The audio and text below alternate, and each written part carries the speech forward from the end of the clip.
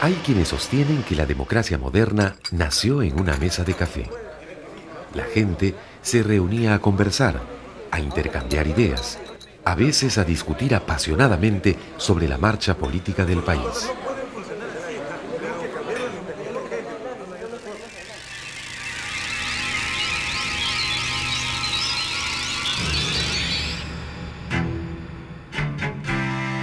En tiempos de emergencia o en vísperas de una elección, el debate se acaloraba y se llamaban a cabildos abiertos o reuniones en lugares públicos como el convento de Santo Domingo, en Lima. Y aquí también, hacia el año 1915, se reunieron varios políticos para ver quién fuera el presidente interino del Perú hasta que hubo la elección, que salió, creo, Leguía, pero aquí hubo la elección, eso sí hay documentos. Con la difusión de los periódicos y las revistas, la discusión creció y tomó forma. Apareció la opinión pública y con ella los partidos. Todas las ideologías tenían su periódico. Los conservadores tenían un periódico, los liberales tenían su otro periódico, hasta los radicales también tenían periódico, casi todos los sectores de opinión tenían periódico. Y entonces difundían sus ideas a través de esos periódicos. Se puede decir que la opinión pública en general, ahora la opinión pública eran los que leían y escribían, y eran los únicos que tenían, pues, además, derecho a voto. Cuando más gente aprendió a leer y escribir, el debate político se avivó. Editoriales, proclamas, caricaturas y hasta versos a favor y en contra circulaban entre la ciudadanía. Y cuando viaja Prado a Estados Unidos, en ese gobierno sacamos unos versecitos, por ejemplo, que recuerdo uno que decía: el padre se fue a comprar y el hijo se fue a vender y el Perú se va a joder con este afán de viajar, ¿no? Y seguía así por el estilo. En periodos de agitación política, la prensa se volvió clandestina. Nos dedicamos a organizar la imprenta del partido. Compramos una imprenta manual y la instalamos en un lugar secreto. En una de las piezas interiores que era de adobe, se estableció una pequeña división, de modo que dentro de esa pequeña división se estableció la imprenta y se le dio entrada por medio de una ventana que se camuflaba, de modo que no había posibilidad de que la descubrieran así nomás.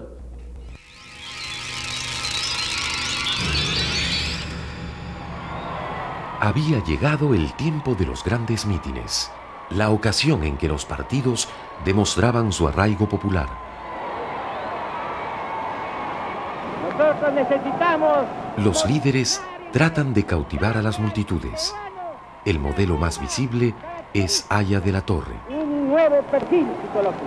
Él trae una nueva oratoria al Perú, que es un poco la oratoria de la época, ¿no? No queremos que el presupuesto se invierta en obras... Pero el mitin de cierre de campaña era una demostración de fuerza electoral. Es allí donde el partido trataba de demostrar que ellos estaban no solamente en capacidad de ganar, sino en disposición de aglutinar un vasto contingente de gente que lo apoyaba con la lealtad que significa estar presente en un evento de estas características. Se discutía mucho cuántas personas ha habido en la manifestación ayer. Uno decía 40.000, otro decía 200.000. Don Pedro Beltrán no quería, pues, esta confusión y organizó con sogas el espacio correspondiente a 1 metro cuadrado en el patio de la prensa e hizo entrar ahí en 1 metro cuadrado. Pues resulta que en 1 metro cuadrado pueden entrar 12 personas en densidad Señor de los Milagros, ¿no? Entonces, densidad Señor de los Milagros tenía tanto, densidad nutrida tanto, concurrida tanto, rala tanto, y la prensa sacaba el mapa de la Plaza Martín con las distintas densidades, ¿no?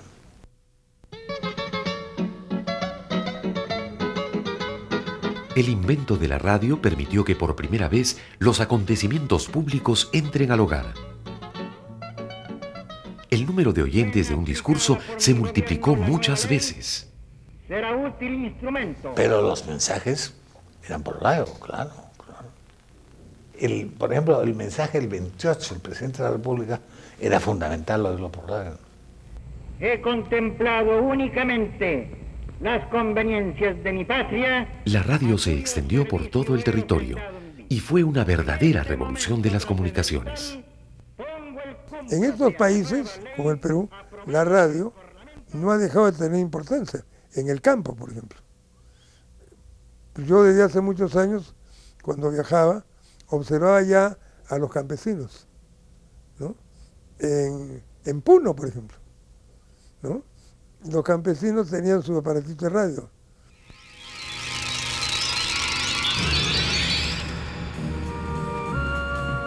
Pero el verdadero cambio ocurrió con la llegada de la televisión.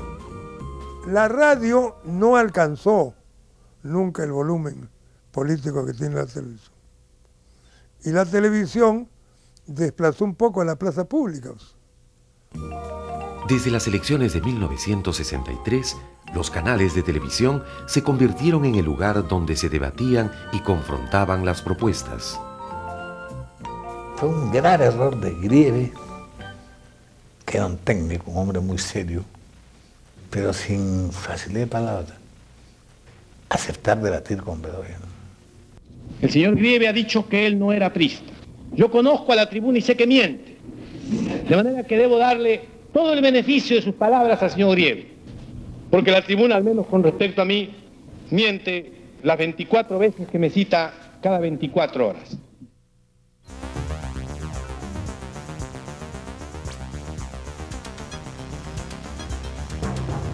Los programas políticos y los noticieros de televisión cubrían la campaña, aunque sin ocultar sus simpatías.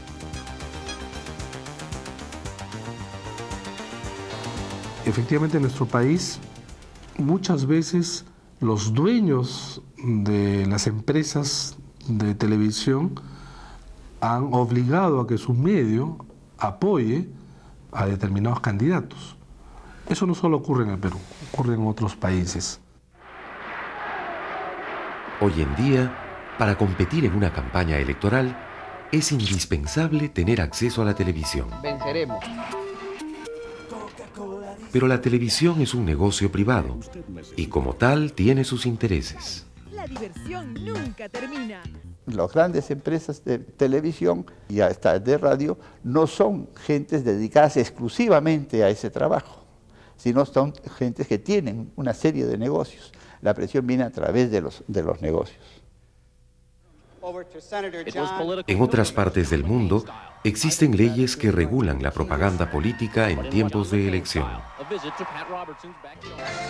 Pero en el Perú, el que tiene más poder o dinero se impone. En el caso peruano estamos absolutamente desprotegidos de todo tipo de legislación que apunte a un principio que es la equidad electoral. Pero esta es parte también de la historia de elecciones en nuestro país, ¿no? La absoluta desproporción que existe entre los recursos de algunos candidatos, los grandes recursos de algunos candidatos con los pocos de otros. La televisión tiene la magia de comunicar instantáneamente a millones de personas. Su poder ha logrado que la misma forma de hacer política se transforme. Hoy día el mercado político no se ofrecen ideas destinadas a la razón, se ofrecen productos destinados al gusto, ¿no? Son las técnicas de la publicidad las que mandan, ¿no? Entonces lo que importa es cuánto pesa el candidato, cómo se viste, cómo sonríe, cómo mira, ese es el asunto.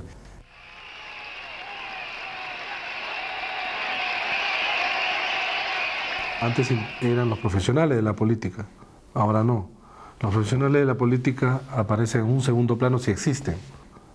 Entonces son los consultores, los encuestadores, los publicistas, los asesores de campaña, los psicólogos políticos. Los medios de comunicación concentran hoy mucho poder. Los expertos que los manejan Tratan de vender productos comerciales, pero también ilusiones y esperanzas políticas.